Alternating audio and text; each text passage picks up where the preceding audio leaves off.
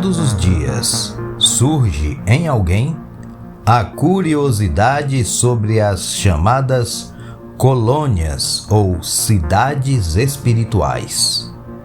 Existe uma vastidão de informações sobre elas em livros, vídeos, áudios, sites, etc. Mas será mesmo que essas colônias ou cidades existem? Bem, podemos afirmar que no paradigma kardeciano, não existem. E é isto que vamos conferir a partir de agora, neste episódio do KardecCast.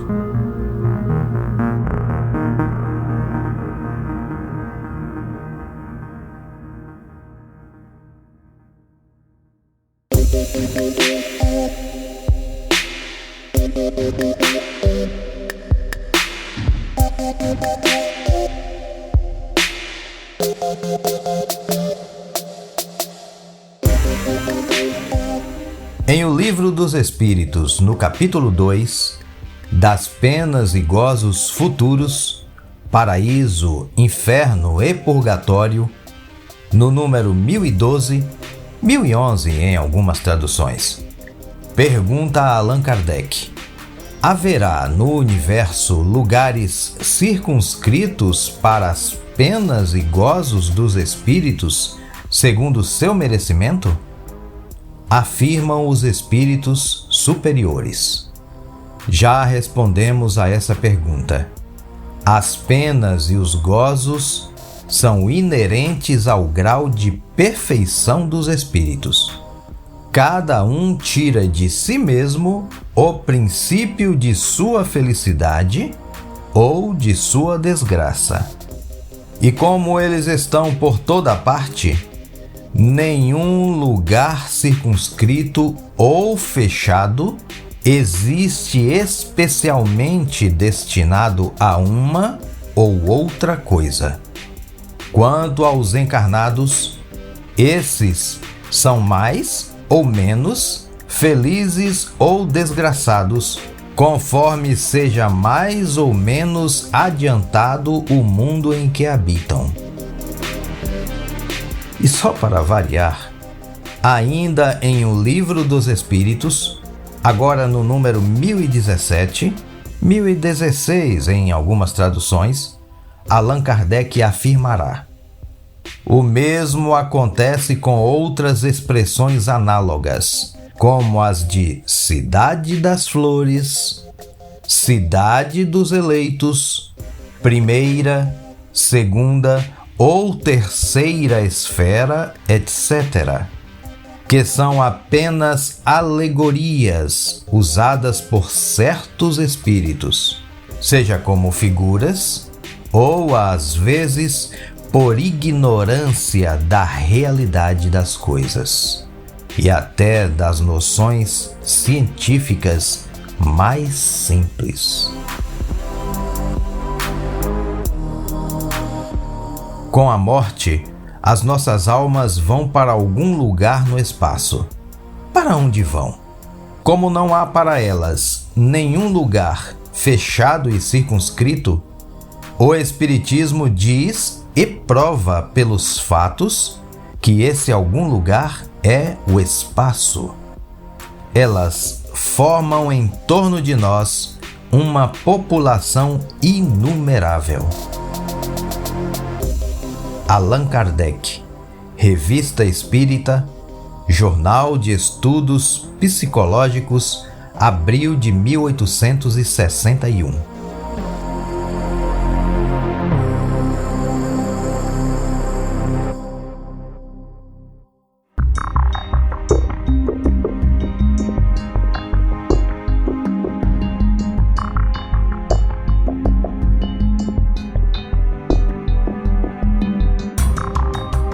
Essa questão de materializar o mundo moral, de um mundo espiritual reproduzindo o mundo físico, é algo absolutamente estranho às publicações de Allan Kardec.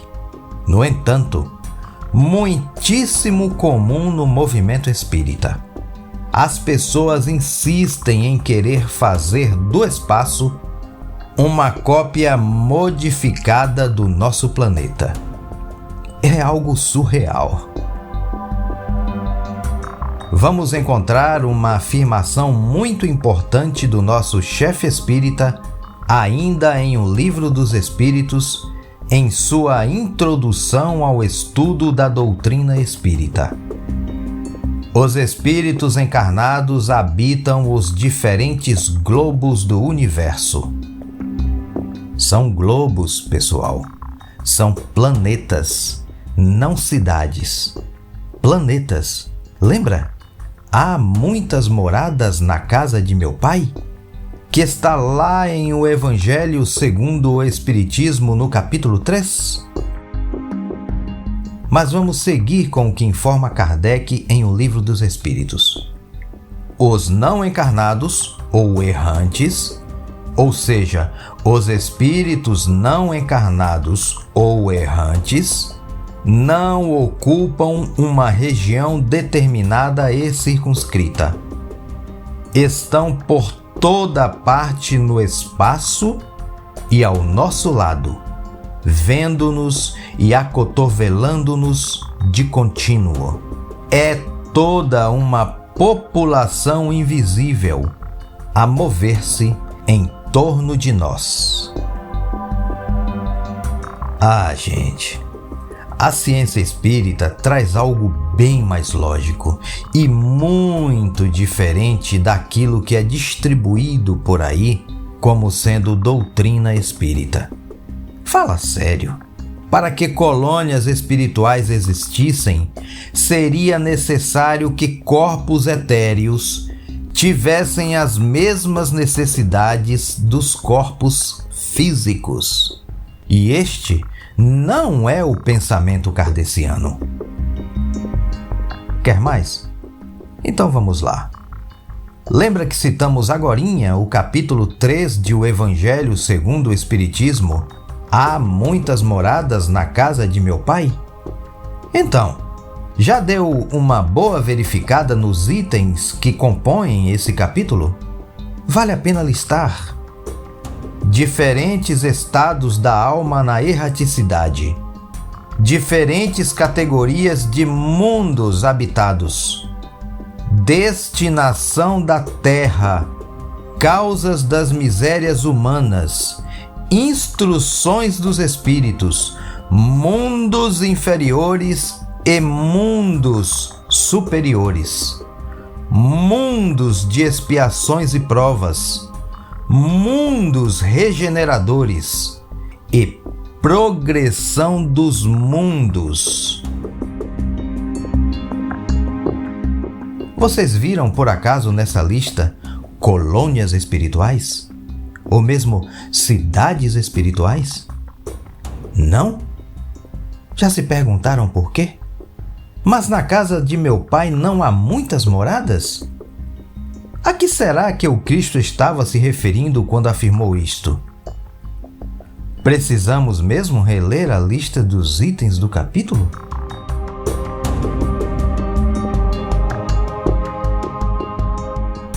O Livro dos Médiuns ou Guia dos Médiuns e dos Evocadores.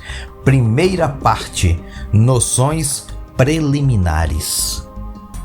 Não podendo a doutrina da localização das almas harmonizar-se com os dados da ciência, outra doutrina mais lógica lhes assina por domínio, não um lugar determinado e circunscrito, mas o espaço universal.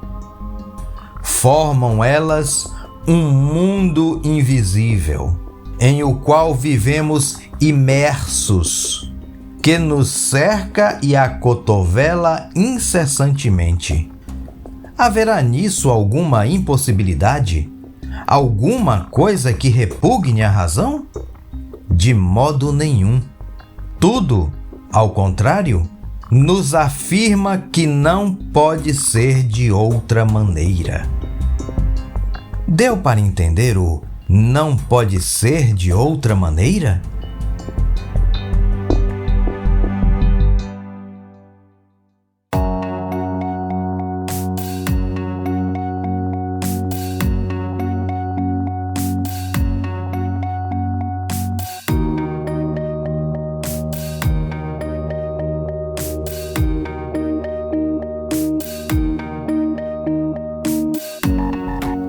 Impossível é falar das tais colônias sem dar um pulinho na questão do chamado umbral. Não é mesmo? Há quem diga, inclusive no movimento espírita, que o que mais existe por lá, no tal umbral, são espíritas que falharam em sua encarnação. Vê se pode. Sem mais demora, mais uma vez em um livro dos Espíritos, só que agora no número 1013, 1012 em algumas traduções. O que o homem chama purgatório é igualmente uma alegoria, devendo-se entender como tal, não um lugar determinado, porém o estado dos espíritos imperfeitos que se acham em expiação até alcançarem a purificação completa, que os levará à categoria dos espíritos bem-aventurados. Operando-se essa purificação por meio das diversas encarnações, o purgatório consiste nas provas da vida corporal.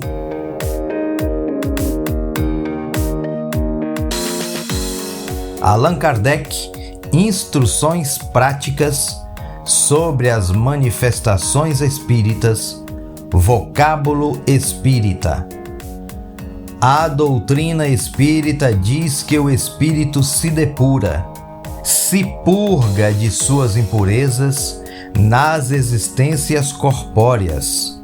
Os sofrimentos e as tribulações da vida são expiações e provas pelas quais se eleva. Disso resulta que aqui na Terra estamos em pleno purgatório.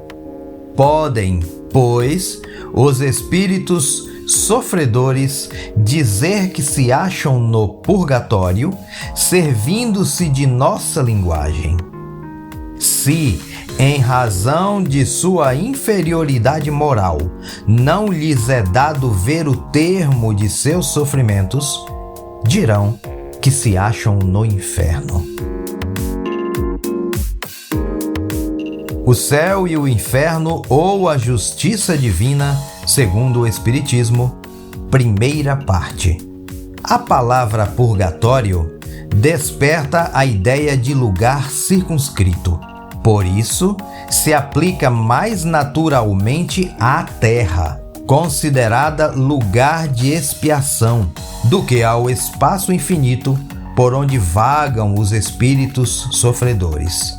E que, além disso, a natureza da expiação terrena é verdadeira expiação.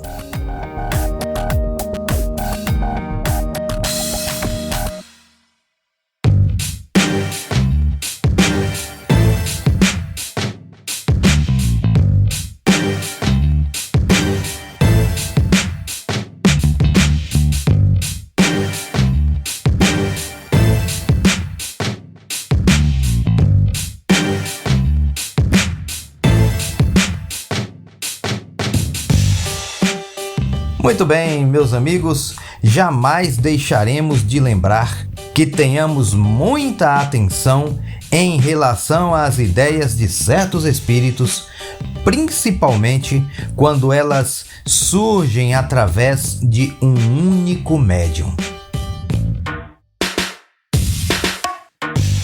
E se você que nos escuta ainda tem alguma dúvida quanto aos temas aqui tratados, isso é simples de resolver. Revista Espírita, Jornal de Estudos Psicológicos, publicada durante 12 anos. A Revista de Allan Kardec. O pensamento kardeciano exposto em raciocínios lógicos em cada linha que lemos. O encadeamento da construção da ciência espírita. As ideias de Allan Kardec, sua postura diante de espíritos e médiuns, sua lógica, seu rigor, sua integridade moral, sua firmeza no trato de todas as comunicações dos espíritos. A maior produção espírita de Allan Kardec. Impossível se dizer conhecedor da doutrina espírita sem ler e estudar a Revista Espírita, Jornal de Estudos Psicológicos. Espíritas, abram seus olhos. Nosso abraço de hoje vai para todos os seres humanos que nos escutam da Turquia. Nos ouvem da capital Ankara, de Mersin e de Esmirna.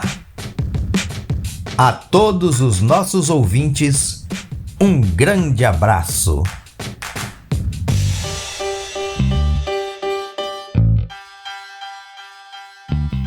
KardecCast, o Espiritismo, a vida e você.